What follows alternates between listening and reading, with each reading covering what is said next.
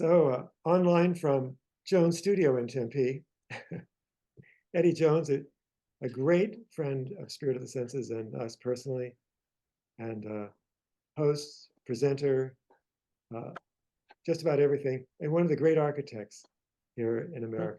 Thank you, Thomas. Thank you. And what's interesting is that Eddie has spent a career working on the Southern Border projects. Today's conversation will be about myths and realities.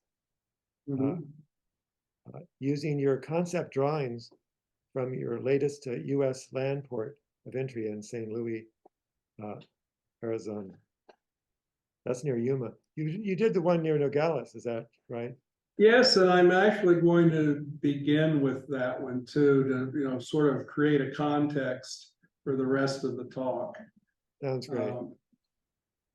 I think it's a relevant and important subject. All you have to do is turn on the 6 o'clock news and they refer to, and now we will go to the border crisis. And that kind of language drives me crazy because it's just to, get your attention, and it just adds to the manufactured fear that, many of us, not me, feel about the quote border. Right. So they don't even identify which one anymore. They just say the border. Right. So and that's why I wanted to have this talk, because I spent, since 2008 working along the southern border and the northern border. So, I just want to share my experiences. And shall I get started, Thomas? That's right. It's your floor. Back in the mid-90s, I went to see Judy Collins at the Scottsdale Center for the Performing Arts. And I think most of us are of the same generation, so I'm sure you know who Judy Collins was. And she sang one of the most beautiful songs I'd ever heard. From a distance, the world looks blue and green. And I talked to her after the concert, and she told me that it was Julie Gold who wrote that. And of course, Bette Midler made it very famous. It's certainly the world I want to live in.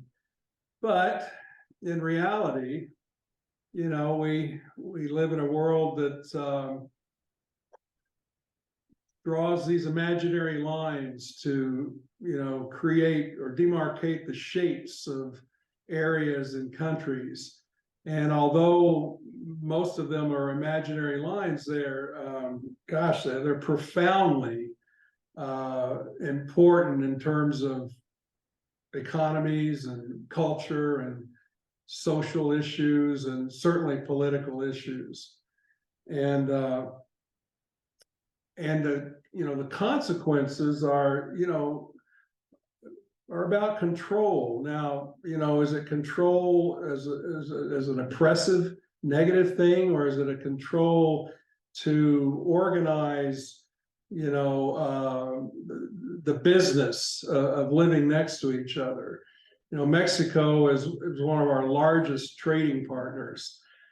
And so back in 2008, Jones Studio, and I can't say it, any more accurately, really lucked out to be hired by the General Service Administration. That's the federal government, and they're in charge of the land ports of entry. Now, there are 3 ways to go between shapes in this world. And if you arrive by airplane, then you need an airport.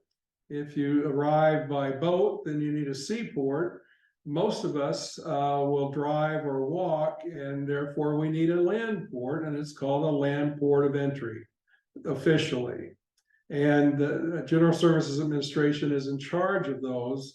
And most of them along the southern border were built in the 70s. And of course, it's no surprise that although Customs and Border Protection has been valiant about trying to keep up with security protocols and massive increases in traffic, these land ports needed to be modernized.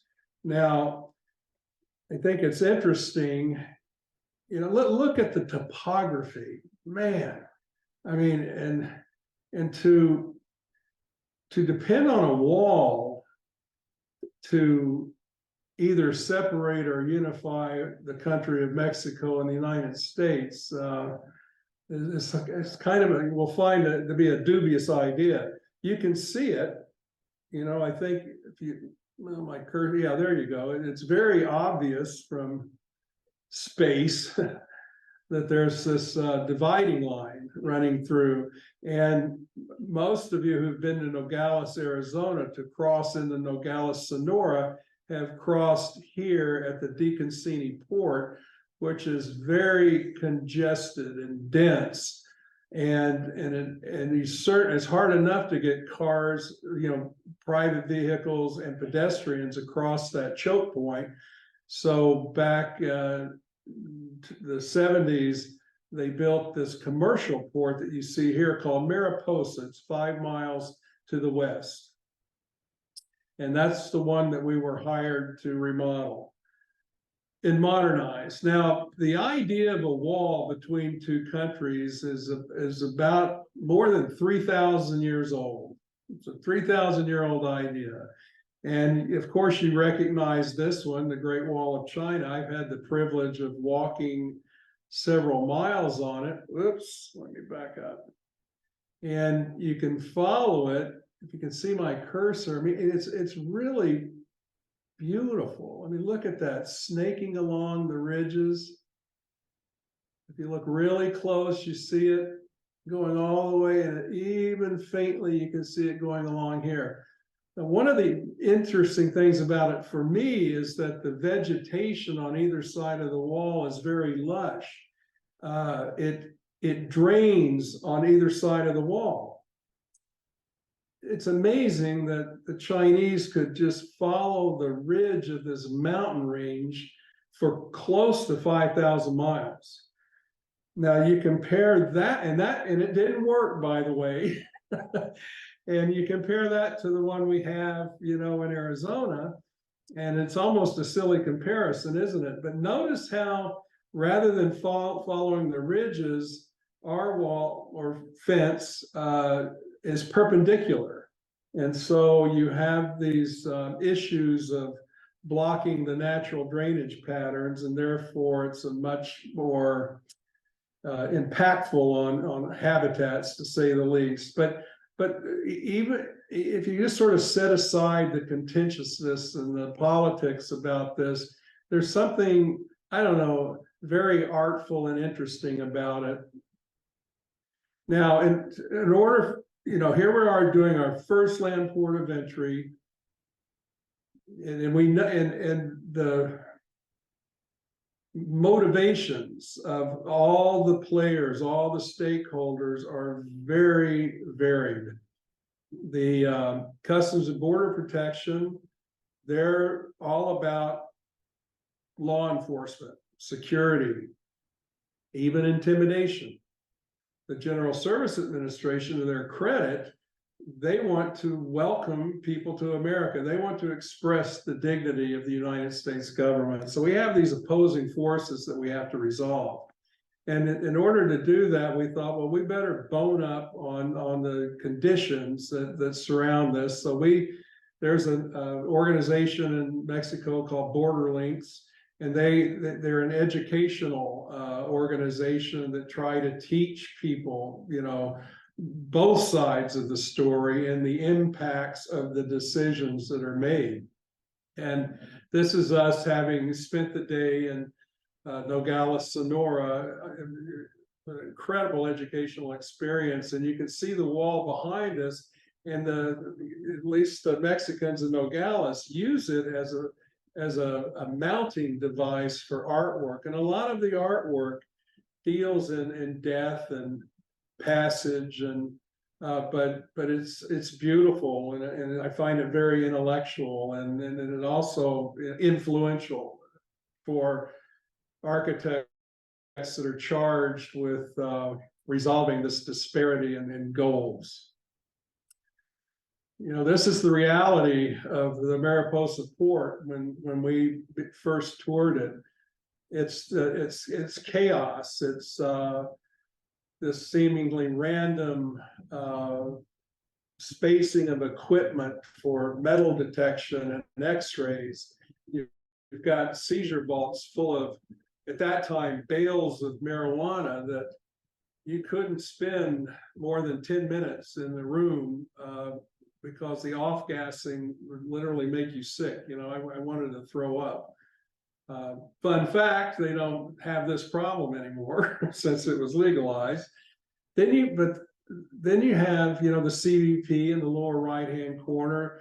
I admire these people. They do the best they can, again, trying to enforce security, but also to present, you know, sort of the integrity of their job and the United States government. Then you have the conditions on the left, which everybody, that's one thing everybody could agree on, that was appalling. And it was unsafe and it was unhealthy. And the wait times caused the, you know, the emissions to become denser and denser. So something had to happen. And I remember saying to myself, what this needs is a garden. You know, of course I knew it needed so much square feet of inspection and so many square feet of you know, office space, et cetera, et cetera, et cetera, even holding spaces. But that's the easy part to design, you know, to accommodate that. The harder part is the sort of the spiritual aspect of this responsibility, and because of the parched landscape and the pollution in the air and the dust, as well as the car emissions, we all agreed a garden would be a beautiful idea. And to treat the, you know, incoming pedestrians with dignity and respect and a gesture of welcoming was, you know, very rewarding to my, at the time, little company. And there you see the port at dusk. It's 54 acres, and it handles tens of thousands of semi trucks coming up from South America, Central America, and Mexico, bringing products into the United States. You know, the NAFTA treaty allowed, you know, free trade between the two countries, which immediately quadrupled the amount of traffic, and it has only grown since. The red, white, and blue, you know, is obvious color choice, but you'll notice it's a spectrum of color, not unlike a waving flag. And but it's also a wayfinding device. Our private vehicles know to go to the red, pedestrians go to the white, commercial vehicles go to the blue. You can see the so-called wall in the foreground. So this is why I love being an architect, because I get exposed to problems like this.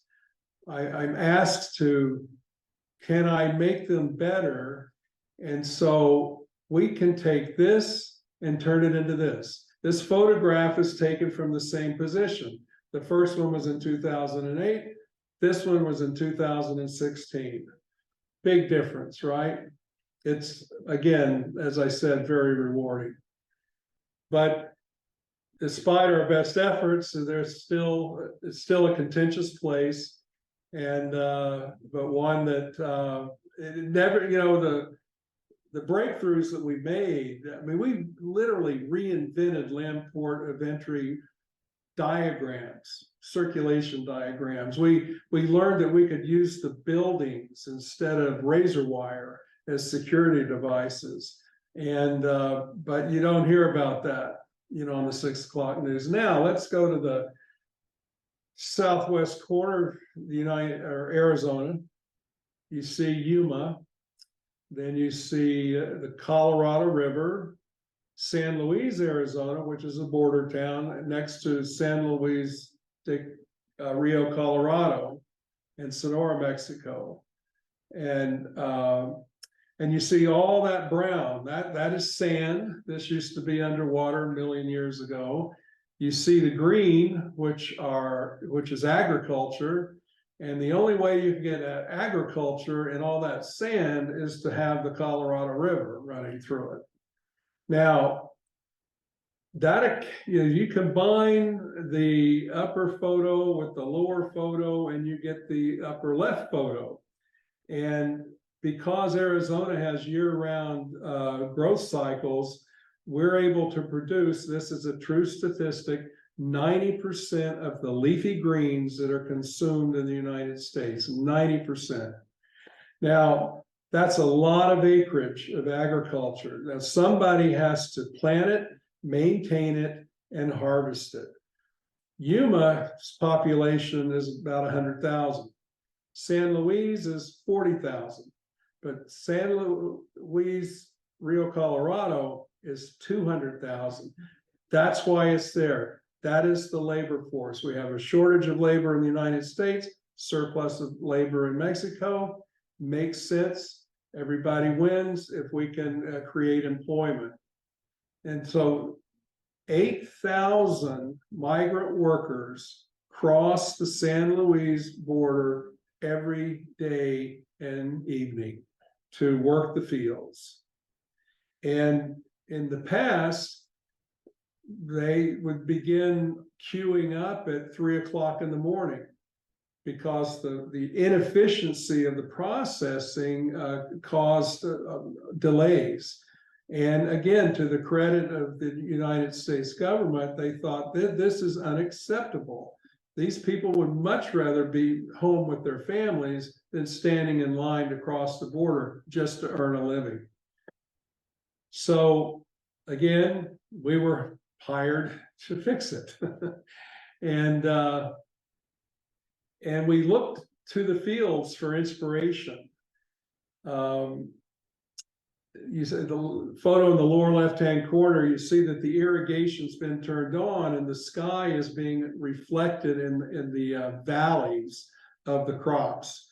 And then the lettuce occupies the ridge. And you see the diagram at the top of the image is the inversion of that, where the irrigated little canals become skylights.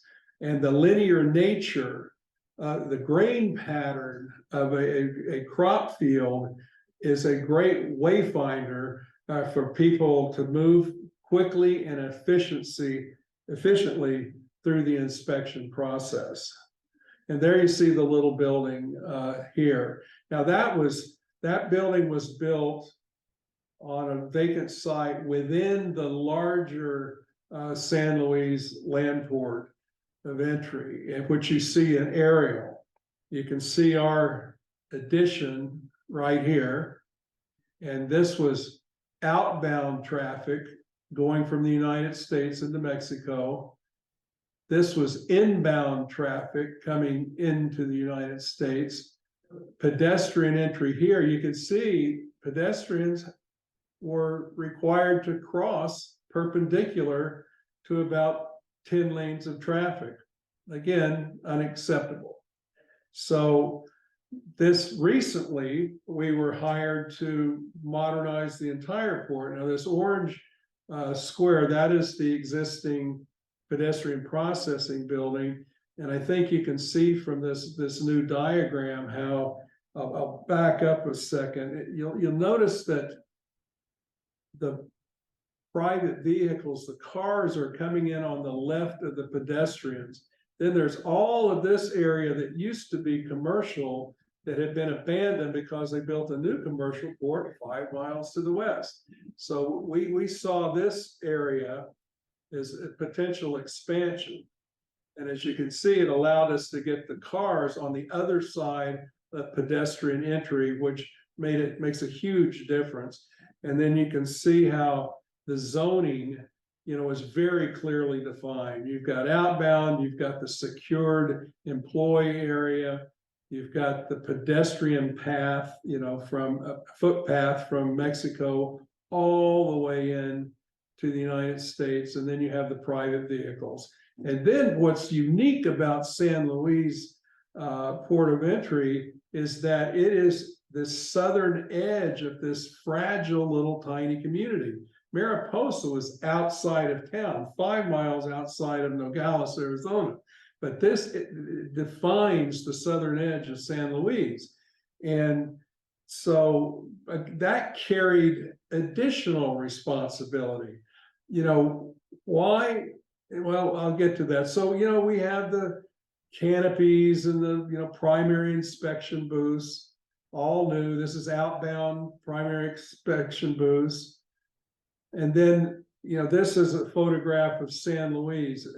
You can see it's, you know, it's a kind of a typical border town. It's on the United States side, it's always has less density than the Mexico side. And this concentration of trees is symbolically locating Main Street, which you see here on the right. And Main Street is their main shopping area. It's landscape. I mean, it's their point of pride. And it hammerheads right into the penitentiary. And you can see in the lower photo how Main Street just sort of falls into the port. There's no definitive edge. So that responsibility I was talking about, you know, we defined as an urban edge. And then if you look closer, we had the idea, I think the great idea of making the gateway to America a pocket park right off of Main Street. And this is what you see now, rather than razor wire and chain link fences and cameras and all of that. Those you know, symbols of, you know, negativity, or certainly not welcome to America, is now going to be more like this. Now, what's it made of? Because of its remote location, we're going to use what's called tilt slab concrete. We can make our own walls. We can cast our own concrete walls on site. Now, and there's going to be 3 different textures. Because we're having to demolish the existing port without shutting it down, by the way, we're going to have lots of asphalt and concrete pavement. So one proposal is to grind it up and use it as a finish on one of the concrete panels. The other one is there a way of representing lettuce leaves, for example, embossed into the concrete? And then there will be smooth walls to go along with that. So these are the mock-ups. These photographs are only a couple of weeks old. I just love the texture. It's like salt and pepper. And that will be one of the wall panels. You can see how we're integrating the gutters. The way this is done, they're cast horizontally on the ground. You can see the, you know, the pile of ground up asphalt and concrete above there with the shovel in it. You put that at the bottom of the form, you put in all your embeds, and then you pour concrete on top of that, you let it set up, and then you raise it up into place, and that's the finish. Now look at this. We tried pouring concrete on top of lettuce. It was a failure, not surprisingly. And we had a young intern here, an ASU intern, or maybe she was U of A. And she figured out how to photograph.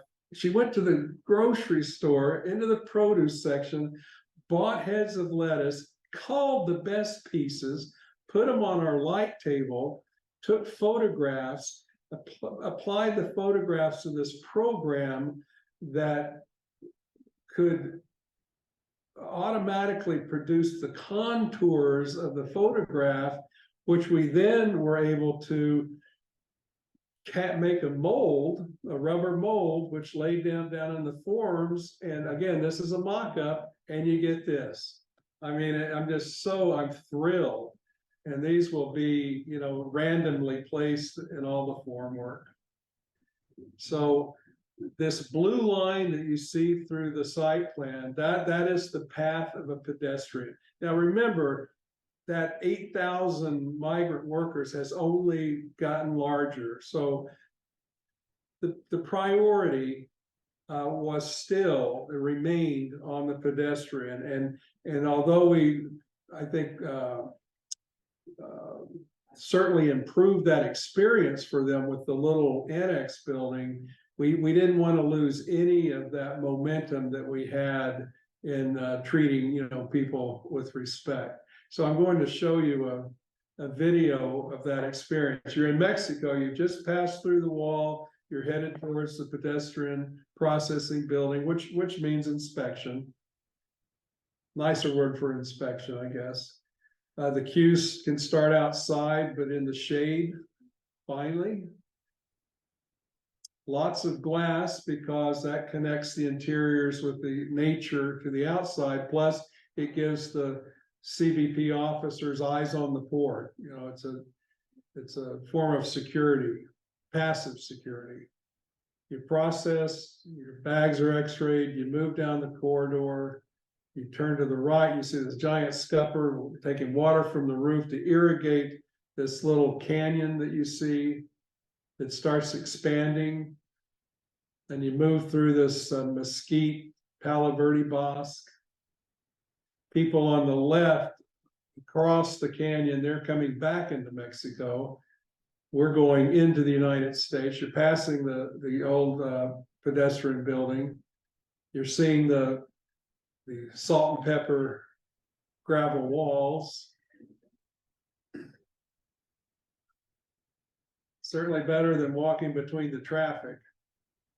You're approaching the at the end of the enforcement zone. And passing it into the public realm. Yeah. Steve and Laurel had the question. Even though there are no obvious security cameras, are there obscured cameras due to governmental security concerns? Yes, there will be cameras, and yes, we're not showing them. So it's, you know, as benevolent as I feel, as benevolent as Jones Studio feels, we still have a tremendous respect for the law enforcement security requirements of the land port of entry. Airports are extremely secure, as well as seaports. So that never goes away, but it can be handled, I think, in a more respectful and humane way. And you know, to have pedestrians go that distance without shade, not only is cruel, but it causes problems too.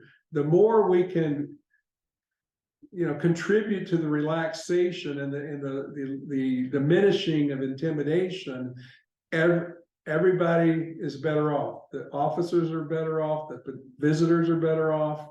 It's a good thing.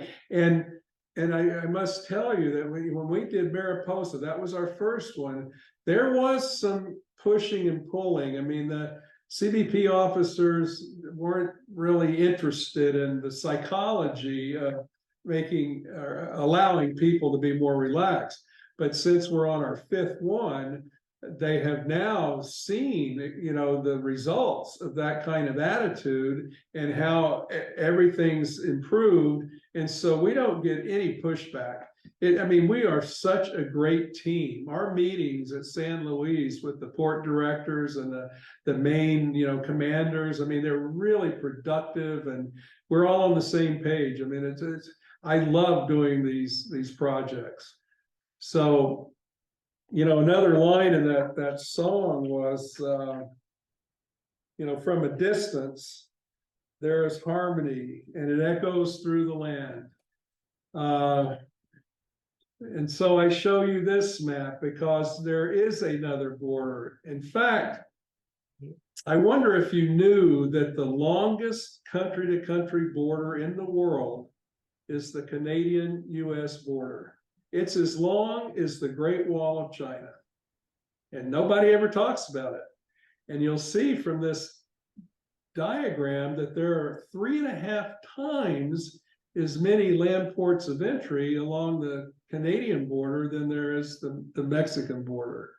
Yet all of the tension, all of the fundraising tools, are focused on the southern border and the so-called crisis on the southern border. Now, as I said, I've been working on the border since 2008, and I'm not kidding. I have never, ever seen a crisis. I was at the San Ysidro port when the president sent in, all of the National Guard and started putting razor wire up because of the invasion, the imminent invasion. Nothing happened. Everybody was bored. Our work kept going. And so every time I go to San Luis, I mean, it's a beautiful day. Nothing ever happens. People need to know that. In fact, the port, I verbalized that to the port director, who's a great guy. He said, Eddie, that's not talked about enough. So that's another reason I wanted to present tonight, was so I could talk about the good parts as opposed to what most people hear are the bad parts. Now, back when Janet Napolitano was governor, she invited Vicente Fox, who was the president of Mexico, to visit Arizona. And then to commemorate that trip, she commissioned Alberto Rios to write a poem, which he did. Now, probably most of you know who Alberto Rios is. He's been on PBS. He's hosted Check Please, that restaurant show. But he's also the poet laureate of Arizona. And I wish I could get rid of this, on the side, because you can't really read the whole poem, but let me attempt to do it. A weight, it's called Borderlines. And a weight carried by two weighs only half as much. The world on a map looks like the drawing in a butcher's shop. All those lines showing where to cut. That drawing of the cow is also a jigsaw puzzle showing just as much how well all the strange parts fit together. Which way we look at the drawing makes all the difference. We seem to live in a world of maps, but in truth, we live in a world made not of paper and ink, but of people. Those lines are our lives. Together, let us turn the map until we see clearly the border is what joins us, not what separates us. Again, in 2008, before I put a line to paper, I talked to Alberto for a long time. He was raised in Nogales. And when I saw this poem and I read that last line, the border is what joins us, not what separates us, that has been the guiding principle for Jones Studio through 5 land ports of entry. It's important, if it's about one's attitude. If you think the border is what separates us, you're going to design a different land port of entry. If you think it's what joins us together, you will design a different land port of entry. And since we keep getting hired time after time, I think we made a good decision. So now it's kind of up to you to decide. It will certainly inform the way you vote, and I'll be happy to take questions. That's great, Eddie. Do you want to stop sharing so we can see you? Okay. Do you just hit new share again? And nope. Oh, here it is. Stop share. We see you. Nothing to it. I have a question right off. I was just curious. I saw all the dots of your map of border crossings, and I counted 7 in Arizona. No. Oh, yeah. Right. Is that because 2 are in the same town, or basically in several places? Or? Yeah, it's in Douglas, there's one, but that's our next job. We're going to be finally from scratch. We're going to be building a new port 5 miles west of town. And so they will have 2 ports, and Nogales has 2 ports, and San Luis has 2 ports. You know, if you look at the circulation of the interstate highway system and how it connects up to the highway system in Mexico, which connects to the highway system in Central America, et cetera, et cetera. You know, the 3 points of entry that I just talked about, that's where the commercial trucking is coming in for the most part, because then if you look at a larger map of the United States, you'll see how the interstate system starts branching out. So those are the most efficient ports to go through. Therefore, they're handling the most traffic. Therefore, they outgrow that traffic.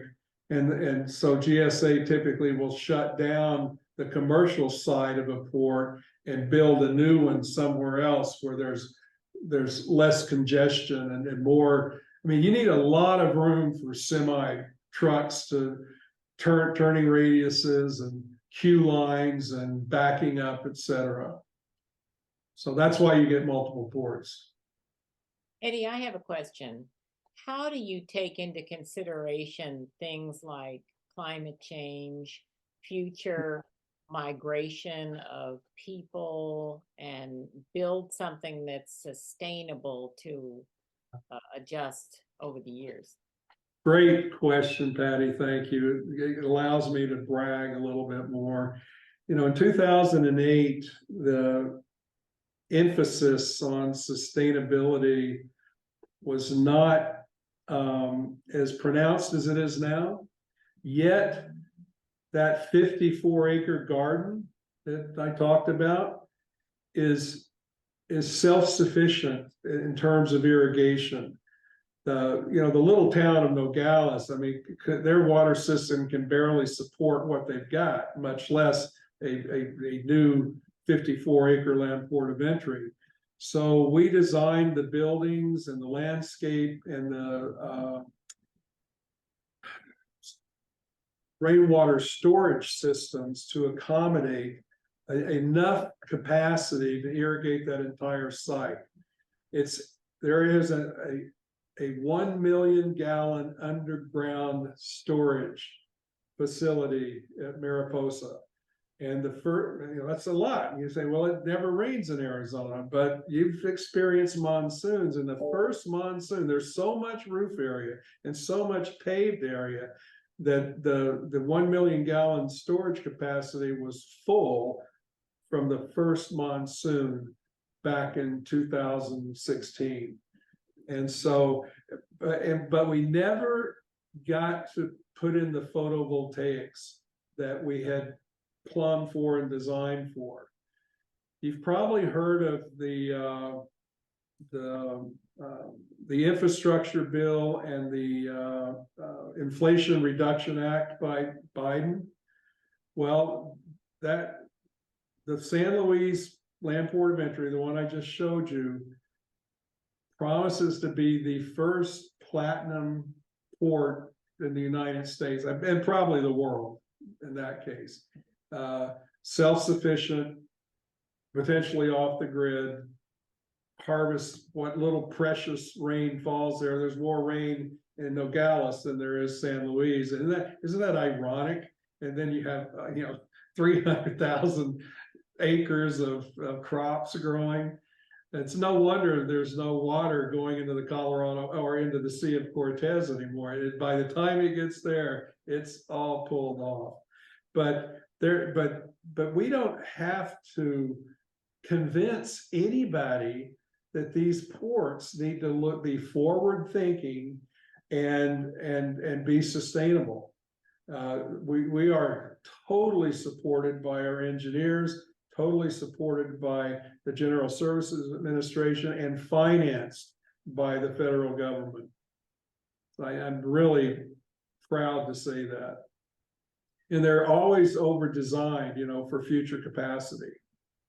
But future capacity is dependent on hiring more Customs and Border Protection people. I mean, just because you have 16 inspection booths, but if you've only got 8 officers, then only half of the inspections is taking place. So did I answer your question? Yes, thanks. Thank you. A few comments, Eddie. Diana wrote that your presentation would be a good PBS show. I'm all for it. We've had, have you heard about 10 Across, Duke Ryder, Duke? Yes, we know Duke. Yeah, he organized this issue-oriented, excuse me? Going about Interstate 10 across the country. Yeah, it's called 10 Across. And he has great podcasts. I mean, he attracts really smart people. And somehow we got to be on this podcast, not because we're smart, that's for sure. But even though the land ports of entry aren't exactly on the I-10 corridor, they are certainly relevant to the I-10 corridor because all the trucking ends up on it. And the policies that are made on the border have absolute influence on the policies all across east to west along the I-10 corridor. Wow. So we've done those podcasts. We've presented to universities, and it's an interesting topic. Yeah.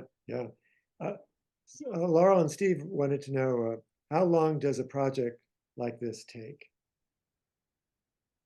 7 to 8 years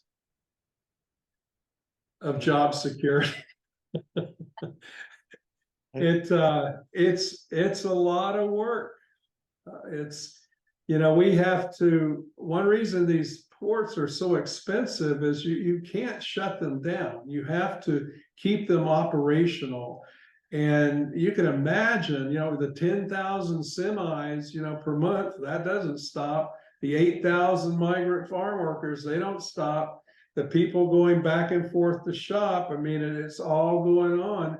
And so you have, you build over here, you keep this part going, then one morning you swap it out and open the gates over here, and then you start demolishing this part so you can continue the other half. It's logistical challenge, to say the least. But we have great partners. Again, having done so many of these, not only have we gained the confidence of the Customs and Border Protection and the people at GSA that do the hiring, we've accumulated the best people, the best civil engineers, the best structural engineers, the best partners. We're still, I mean, we're up to 19 people now. When we did Mariposa, I think we had less than 11. We're up to 19, but still 19 people is not enough. And so we partner with a firm called Gruen and Associates out of Los Angeles. Victor Gruen was a very well-known 20th century architect. In fact, he invented the American Mall. He lived to regret it, but he is credited with that. For him, it was all about urban design and the new concentrated city.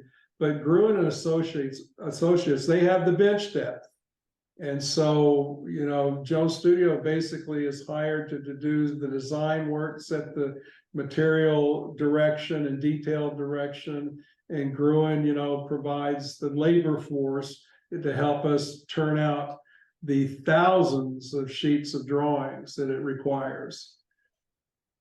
And that takes a lot of review time and then construction. We're already under construction at San Luis, and we're still working on the construction documents. But it's a minimum, the ports along the southern border have been 7 to 8 years, and we did Otay Mesa, which is near San Diego, near Tijuana. And that one, I think that we were able to do that in 6 years, but that was mostly adding buildings and not knocking down old ones. Are you, you've done in Arizona, you've done Nogales and now Yuma.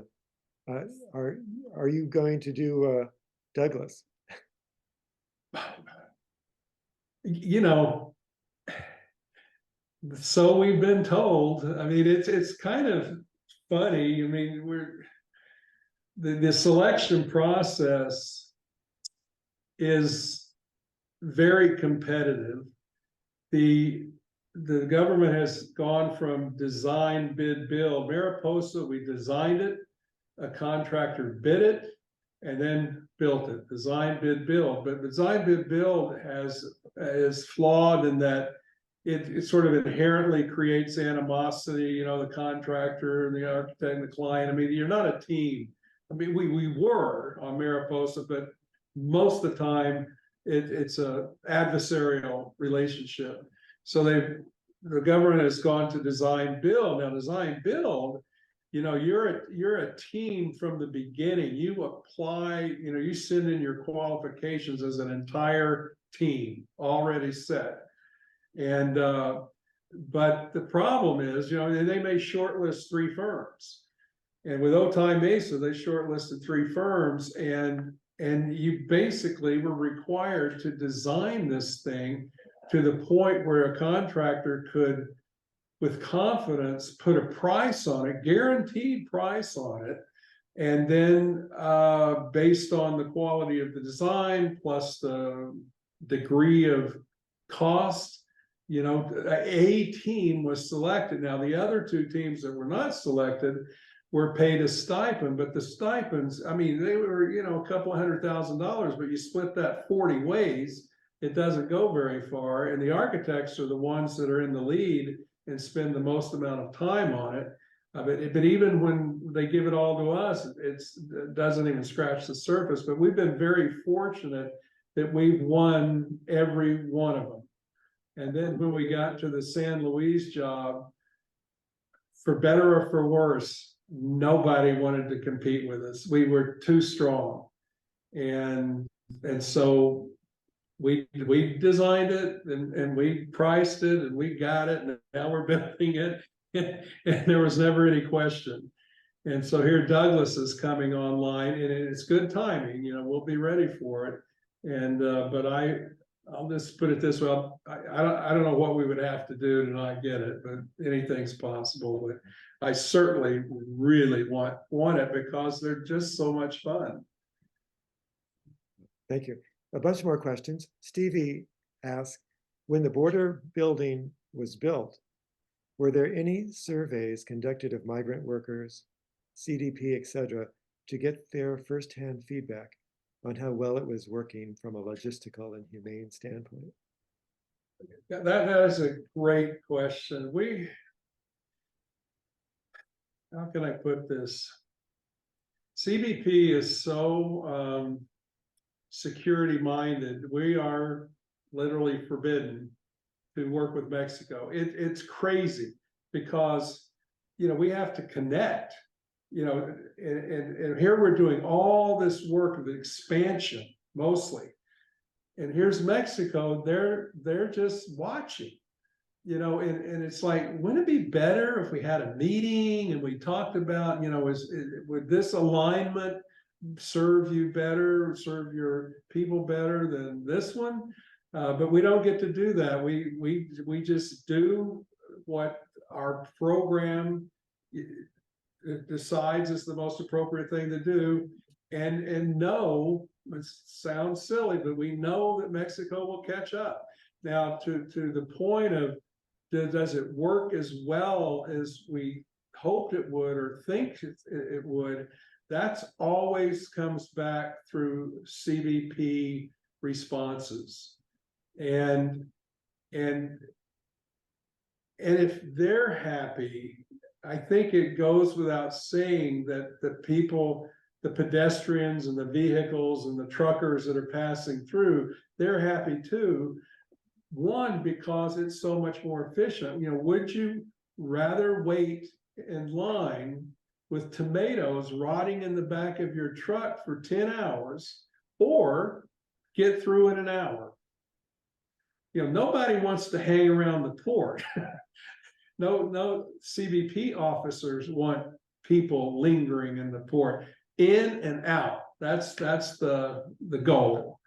And so when we can reduce those wait times significantly, I can't imagine how anybody wouldn't approve of that. But I always like to get direct feedback, but I don't. Thank you.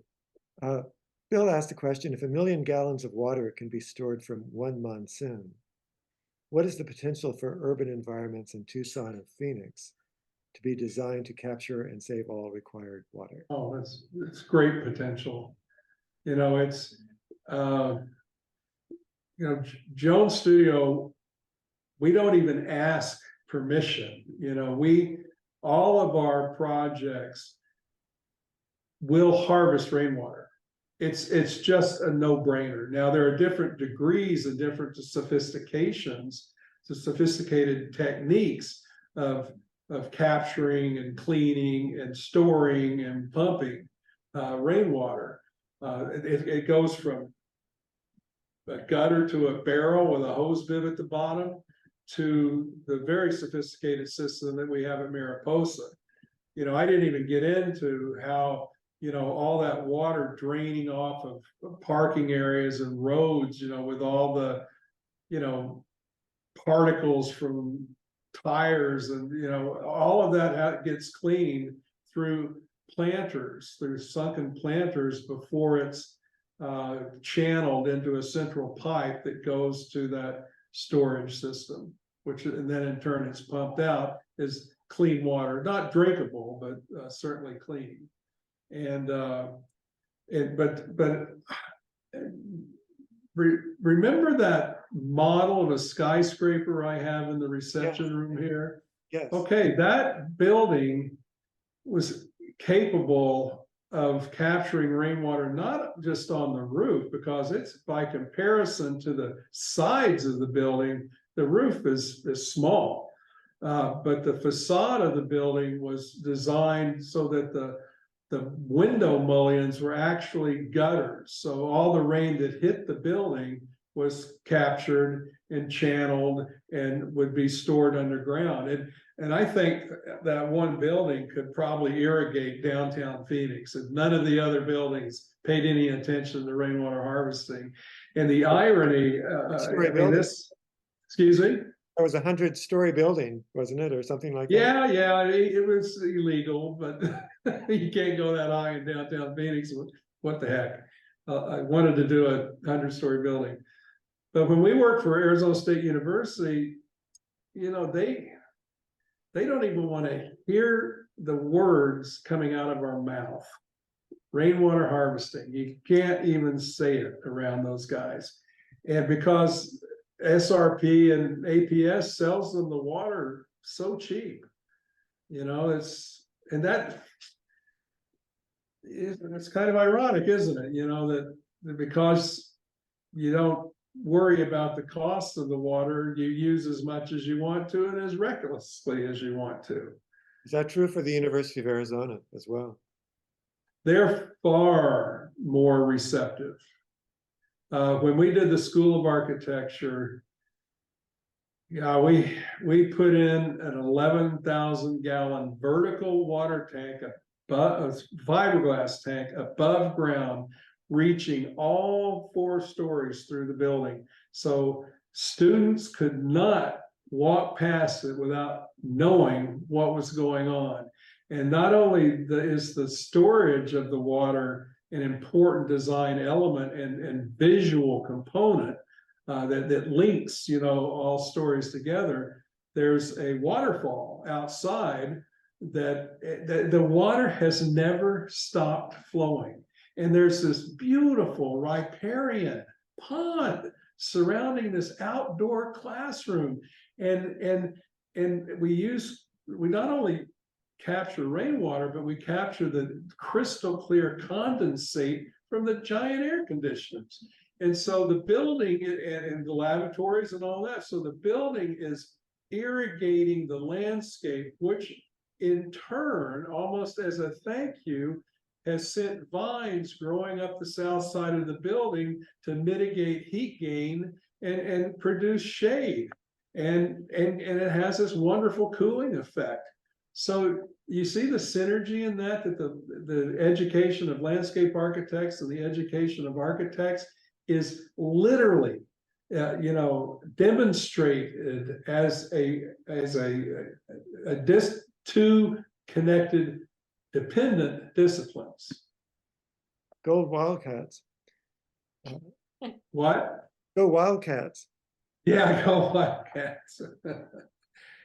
Have you, Nancy was asking, have you won any awards for your designs? And I think that's a lead-in question. Yeah, we've been very fortunate to be recognized, for our efforts. The American Institute of Architects not only has design awards, but they have sustainability awards too. They want to showcase buildings that exceed the expectations of the LEED program and, exceed the LEED program without even joining it. And, but I have to tell you, the best award I have ever gotten was about, I don't know, a month ago during our annual awards ceremony. And we got, several, but my favorite was one for a little building that I did back in the late 80s. It was the first, and it was just my brother and I, Neil and myself. We were Jones Studio. And the Arizona State Parks hired us to do a visitor center at the Hammurabi Ruins State Park, which is probably a state park you've never heard of, but it's north of Winslow. And it's a vast landscape overlooking the Hopi reservation. And it's out in the middle of nowhere. And it was our first non-residential building. The first building we ever did that wasn't somebody's house. But we didn't have any money, at the end of the job. We had spent it all, just trying to make it as good as it could be. And so it was never photographed, and nobody ever, goes out there, it seems.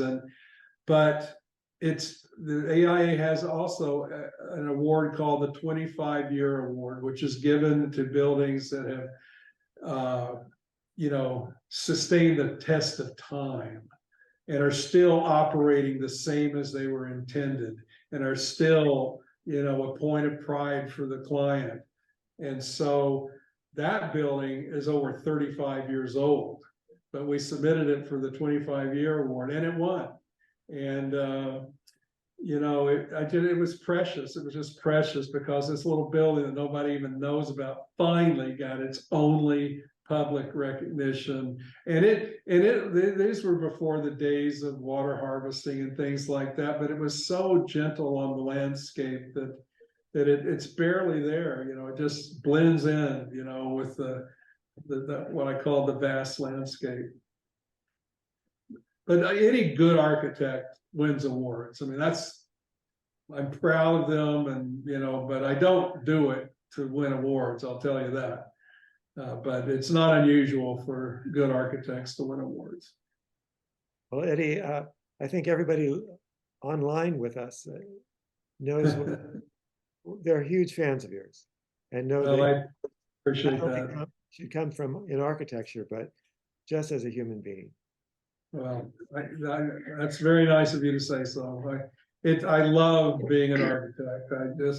That image that I showed you of all those people walking between cars, and the chaos of that, and then the next one, the peacefulness of that journey, into the United States.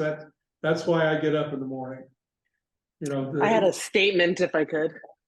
Sure. Excuse Hey, me? Eddie, I just had a statement, if I may. Who is Sure. this? It's Deborah. Hello, Deborah. Oh, Deborah, Oh, no. no. Yeah.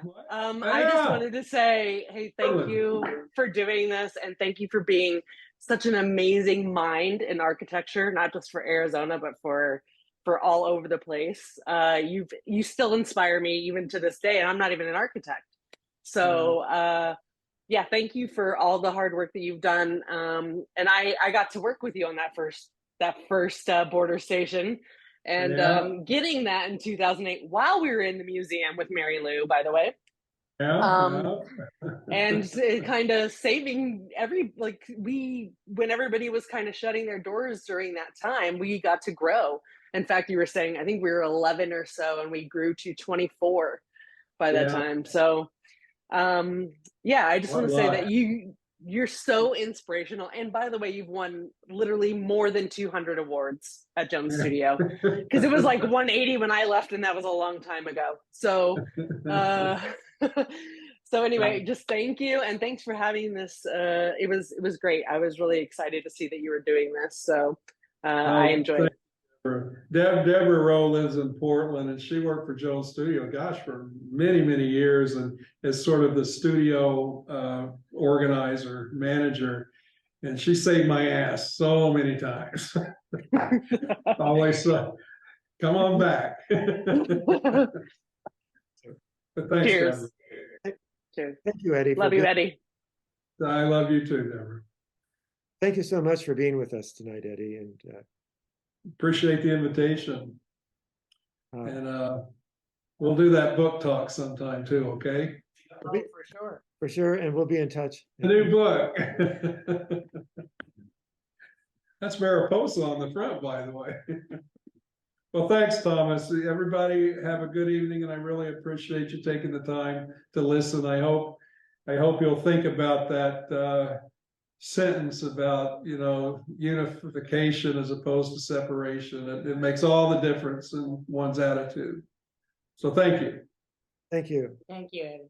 Good night. Good night for now, and talk soon.